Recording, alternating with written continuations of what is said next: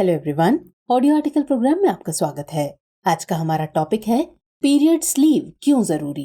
ये article the Hindu में प्रकाशित लेख menstrual leave and it's global standing के सारांश पर आधारित है। इस आर्टिकल में टीम दृष्टि के इनपुट्स भी शामिल हैं और साथ ही ये सामान्य अध्ययन प्रश्न पत्र 2 के सामाजिक न्याय खंड से जुड़ा है। तो चलिए मेरे यानी आतिफा के साथ शुरू करते हैं आज का आर्टिकल।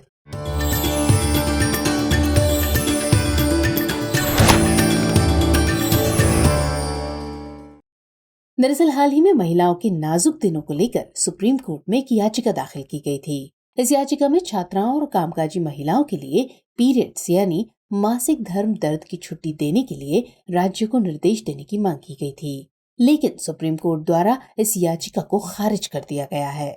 याचिका को खारिज करते हुए मुख्य न्यायाधीश DY चंद्रचूड़ की अध्यक्षता वाली पीठ ने कहा कि नीतिगत विचारों के संबंध में ये उचित होगा कि याचिकाकर्ता महिला और बाल विकास मंत्रालय से संपर्क करें। इसके बाद देश में पीरियड्स लीव को लेकर एक बार फिर से बहस तेज हो गई है। तो ऐसे में ये जानना जरूरी हो जाता है कि पीरियड्स लीव का मसला आखिर है क्या और भारत सहित दुनिया के दूसरे देशों का इसको लेकर रुख क्या है। क्या महिलाओं और छात्राओं को ऐसी सुविधा देनी चाहिए या नहीं? तो ऐसे ही दूसरे सवालों के जवाब हम इस आर्टिकल में खोजने की कोशिश करेंगे। चलिए सबसे पहले जानते हैं कि पीरियड्स लीव को लेकर अध्ययन क्या कहते हैं। वैसे देखा जाए तो पीरियड्स लीव का ये मसला महिलाओं और बच्चियों की नैसर्गिक जरूरतों से जुड़ा हुआ है। पीरियड्स को लेकर दुनिया के तमाम देशों में कई शोध हो चुके हैं। साल 2016 में लंदन के एक कॉलेज में प्रजनन स्वास्थ्य के प्रोफेसर जॉन गिलेबॉर्ड ने बताया था कि पीरियड्स के दौरान कई औरतों को उतनी ही तकलीफ होती है जितनी कि एक हार्ट अटैक के दौरान किसी शख्स को होती है। अध्ययन बताते हैं कि डिस्मेनोरिया यानी पीरियड्स के शुरुआती दिनों में होने वाली शारीरिक तकलीफ महिलाओं के एक बड़े अंश को पीड़ित करती है। साल 2012 में डिस्मेनोरिया पर किए गए शोध के अनुसार कम से कम 20% महिलाओं को पीरियड्स के दौरान इतनी ज्यादा तकलीफ होती है कि इसकी वजह से उनका चलना भी मुश्किल हो जाता है। इसके अलावा ब्रिटिश मेडिकल एसोसिएशन के जर्नल BMJ में पीरियड्स लीव को लेकर एक अध्ययन प्रकाशित किया गया था।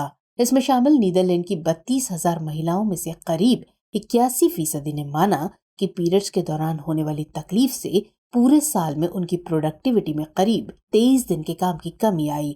या यूं कहें कि ये महिलाएं हर महीने 2 दिन पीरियड्स के दर्द से परेशान रहीं। इसके मुताबिक 14% महिलाओं ने माना कि पीरियड्स के दौरान उन्होंने काम या स्कूल से छुट्टी ली। इसके अलावा बाकियों का कहना था कि दर्द में होने के बावजूद उन्होंने अपना काम जारी रखा क्योंकि उनको पता है कि उनकी छुट्टी का उनके काम पर असर पड़ेगा। इसी तरह ऑस्ट्रेलिया के मेलबर्न स्थित HR software provider Victorian women's trust and Circle In के सर्वे के मुताबिक 70% महिलाएं अपने मैनेजर से पीरियड्स के बारे में बात करने में सहज महसूस नहीं करती हैं। 83% ने माना कि इसका उनके काम पर नेगेटिव असर पड़ा।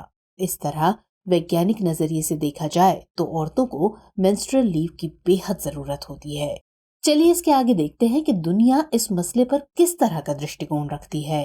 इन बिंदुओं को मद्देनजर रखते हुए दुनिया के कई देश अब कामकाजी महिलाओं को पीरियड्स लीव प्रदान कर रहे हैं। इनमें यूनाइटेड किंगडम, चीन, जापान, ताइवान, इंडोनेशिया, दक्षिण कोरिया, स्पेन और जाम्बिया जैसे देश शामिल है। गौरतलब है कि साल 2016 में Sweden paid menstrual leave policy लागू करने वाला दुनिया का पहला देश बन गया था। इसके तहत स्वीडन में वो महिलाएं पीरियड्स लीव की हकदार होती हैं जो माहवारी के दिनों में पेट में गंभीर मरोड़ या ऐंठन या अन्य संबंधित परेशानियों का अनुभव करती हैं। इसके अलावा इटली ने साल 2017 में अपने यहाँ मेंस्ट्रुअल लीव को लागू किया था। यहाँ महिलाओं को हर महीने 3 दिन की छुट्टी लेने का अधिकार है। जाम्बिया में 2015 से महिला कर्मियों के लिए प्रति माह में 1 दिन की छुट्टी का प्रावधान है, तो वहीं 2019 में फिलीपींस ने कानून पेश किया और इसमें 1 महीने में 2 दिनों तक महिलाओं को छुट्टी लेने की अनुमति दी गई। अब अगर बात करें भारत की, तो यहाँ पीरियड्स के विषय में बात करने से महिलाएं संकोच करती हैं। निस्संदेह देखा जाए तो भारत में अधिकांश जनसंख्या गाँवों में निवास करती है और शिक्षा का स्तर भी अलग अलग है। इस वजह से ऐसे विषयों पर कई बार बहुत सी महिलाओं को या तो सही जानकारी नहीं होती है या होती भी है तो सभी के साथ इसके बारे में जानकारी साझा करने में हिचक होती है। चलिए अब इसके बाद समझते हैं कि भारत में पीरियड्स लीव को लेकर क्या कदम उठाए गए हैं। तो भारत ने महिलाओं के संदर्भ में कई प्रगतिशील कदम उठाए हैं। ऐसा ही एक कदम मातृत्व लाभ अधिनियम 1961 है। इसमें एक धारा है, धारा 14, जो ये कहती है कि वर्किंग प्लेस पर नई माताओं के लिए नर्सिंग ब्रेक के संबंध में प्रावधान है और ये निर्धारित करती है कि प्रत्येक महिला जो अपने बच्चे की डिलीवरी के बाद काम पर लौटती है वो अपने बच्चे को नर्सिंग के लिए प्रतिदिन आधे घंटे के 2 ब्रेक ले सकेगी जब तक कि बच्चा 15 महीने का नहीं हो जाता है। हालांकि ये ब्रेक उसके नियमित ब्रेक से अलग होगा। इसी को आधार बनाते हुए केंद्र और सभी राज्यों की छात्राओं और कामकाजी महिलाओं के लिए उनके संबंधित कार्यस्थलों पर मासिक धर्म के दौरान पेड लीव का आदेश देने की मांग की गई।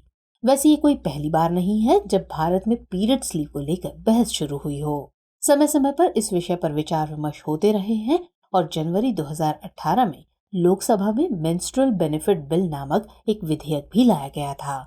इसे अरुणाचल प्रदेश के सांसद निमोंग एरिंग द्वारा पेश किया गया था। ये विधेयक कामकाजी महिलाओं को मेंस्ट्रुअल लीव यानी पीरियड्स के दौरान छुट्टी दिलाने के पक्ष में था। उस समय एरिंग ने विधेयक पेश करते हुए कहा था कि उन्होंने ये बिल इसलिए पेश किया है क्योंकि देश भर से कई महिला संगठनों ने भारत में एक अच्छी मेंस्ट्रुअल लीव पॉलिसी की मांग की है। इसके अलावा भले ही सुप्रीम कोर्ट ने इस मुद्दे पर विशेष दिलचस्पी न दिखाई हो, लेकिन कई राज्य हैं जो इस दिशा में पहले ही कदम बढ़ा चुके हैं। इनमें बिहार और केरल का नाम सबसे ऊपर आता है। ये ऐसे राज्य हैं जहां मासिक धर्म के दौरान छुट्टी का प्रावधान है। दरअसल बिहार में साल 1992 में तत्कालीन सरकार द्वारा पीरियड्स लीव को लागू किया गया था और इस तरह बिहार देश का पहला राज्य है जिसने सबसे पहले पीरियड्स लीव देने की शुरुआत की थी। इसके बाद केरल ने जनवरी 2023 में उच्च शिक्षा विभाग के तहत आने वाले सभी राज्य विश्वविद्यालयों में पढ़ने वाली छात्राओं को मासिक धर्म की छुट्टी देने का ऐलान किया है। यहाँ Cochin university of science and technology की तरफ से फीमेल स्टूडेंट्स को छुट्टी देने का फैसला किया गया था। इसी फैसले के स्वागत में केरल सरकार ने सभी राज्य विश्वविद्यालयों में भी इसे लागू करने का फैसला किया। बिहार में उस समय इस नीति का उद्देश्य महिला कर्मचारियों के स्वास्थ्य और कल्याण को संबोधित करना था। गौरतलब है कि मार्च 2021 में दिल्ली सरकार ने घोषणा की थी कि वो अपनी सभी महिला कर्मचारियों को मेंस्ट्रुअल लीव देगी। छुट्टी को वो पीरियड साइकिल के किसी भी दिन ले सकती हैं और इससे उनकी बाकी छुट्टियों में कटौती नहीं की जाएगी। ऐसी ही घोषणा उत्तर प्रदेश सरकार ने जुलाई 2021 में की थी कि राज्य में महिला कर्मचारी हर महीने में एक दिन मेंस्ट्रुअल लीव की हकदार होंगी। इसके एक महीने बाद महाराष्ट्र सरकार ने भी इसी तरह की घोषणा की थी। वैसे देखा जाए तो भारत में कुछ कंपनियां पहले से ही पीरियड्स लीव देती हैं। इसमें स्विगी और जोमेटो जैसी कंपनियां शामिल हैं। जनवरी 2023 में इलेक्ट्रिक सामान बनाने वाली ओरिएंट इलेक्ट्रिक कंपनी ने भी महिला कर्मचारियों के लिए पीरियड लीव की घोषणा की है। इसके अलावा भारत में Byju's, Mathrubhumi, Magzter, wet and dry, culture machine, industry ARC, गोजूप ऑनलाइन, हॉर्सेस स्टेबल न्यूज, फिल्माइबिज और जयपुरकुर्ती.com भी महिला कर्मचारियों को पीरियड्स लीव देते हैं। इसके अलावा साल 1992 में SL भगवती बनाम यूनियन ऑफ इंडिया के ऐतिहासिक मामले में सुप्रीम कोर्ट ने स्वास्थ्य और परिवारों की देखभाल करने के लिए मेंस्ट्रुअल लीव प्राप्त करने वाली महिलाओं के पक्ष में अपना फैसला दिया था। अब अगर इस मामले में केंद्रीय कानून की बात करें तो किसी भी पहलू के 2 सिक्के होते हैं, तो इस मसले के भी दोनों पहलू हैं और यही वजह है कि पीरियड्स लीव को लेकर अभी तक देश में कोई व्यापक कानून नहीं बन पाया है। तो आइए ऐसे में समझते हैं कि पीरियड्स लीव के मामले में क्या चुनौतियां हैं। दरअसल कुछ लोगों का मानना है कि इससे महिलाएं पुरुषों से कमजोर नजर आती हैं। उनका तर्क होता है कि अगर मर्द और औरत बराबर हैं तो औरत के लिए एक्स्ट्रा छुट्टी क्यों। इतना ही नहीं, पीरियड्स लीव के विरोध में सुर रखने वाले लोगों का ये भी मानना है कि अगर दोनों के लिए बराबर वेतन की मांग की जा सकती है तो उनसे बराबर काम की उम्मीद क्यों नहीं की जा सकती। ऐसे में महिलाओं को सिर्फ उनके शरीर की बनावट के लिए अतिरिक्त सुविधाएं क्यों दी जाए। इन सब से हटकर जो सबसे वाजिब कारण सामने निकल कर आता है वो ये है कि महिलाओं को पीरियड्स लीव देने से कंपनी या संस्थान के काम प्रभावित होंगे। इस वजह से हो सकता है कि महिलाओं को कंपनियां काम पर रखने में आनाकानी करें। ऐसे में सरकार को भी बहुत ही समझबूझकर इस दिशा में कदम बढ़ाने की आवश्यकता है, लेकिन ये बात भी तय है कि ये मांग इतनी आसानी से शांत नहीं होने वाली। आज की स्थिति में देखें तो भारत में महिलाओं की वर्क प्लेस में भागीदारी घटी है। वर्ल्ड बैंक का डेटा भी इस बात की पुष्टि करता है कि 2010 से 2020 तक वर्किंग वुमेन का प्रतिशत 29 से घटकर 19 तक पहुंच गया है। ऐसे में महिलाओं की अर्थ के क्षेत्र में हिस्सेदारी बनाए रखना भी जरूरी है और उनके स्वास्थ्य से जुड़ी समस्या को समझना भी आवश्यक है। इसके अलावा हालिया याचिका की सुनवाई के दौरान भारतीय सुप्रीम कोर्ट का ये कहना है कि पीरियड्स लीव की वजह से ये कंपनियां महिलाओं को नौकरी पर रखने से कतरा सकती हैं। ये भी एक बड़ा मुद्दा है। वैसे भी भारत जैसे विकासशील देश में महिलाओं को अभी उतनी तवज्जो कंपनियां आदि में नहीं मिलती जितनी की विकसित राष्ट्रों में मिलती है। तो अब ऐसे में सवाल उठता है कि इस मामले में आगे की राह क्या हो सकती है। तो वैज्ञानिक नजरिए से इसे सहजता के साथ समझा जा सकता है कि पीरियड्स का समय महिलाओं के लिए कितना कष्टकारी होता होगा। ये बातें इस ओर इशारा करती हैं कि पीरियड्स के दौरान काम से छुट्टी लेना और खुद को समय देना एक औरत का हक है। यही वजह है कि कई अध्ययन और दुनिया के कई देशों में पीरियड्स लीव को लेकर बन रहे कानूनों के बीच भारत में भी इसके लिए कानून की जरूरत महसूस की जा रही है। चूंकि कुछ बड़ी कंपनियां पहले ही इस दिशा में कदम उठा चुकी हैं, तो ऐसे में ये कहना कि इससे महिलाओं को नौकरी देने में कंपनियां कतराएंगी पूर्णतः उचित नहीं कहा जा सकता है। हाँ, बीच के रास्ते के रूप में कुछ ऐसे प्रावधान करने की जरूरत महसूस की जा सकती है जिससे कंपनियों के हित भी प्रभावित न हो। लेकिन समान वेतन की मांग और सिर्फ काम प्रभावित होने को मद्देनजर रखते हुए महिलाओं की समस्याओं को दरकिनार करना भी ठीक नहीं है। चलिए अब नोट कर लीजिए आज का सवाल।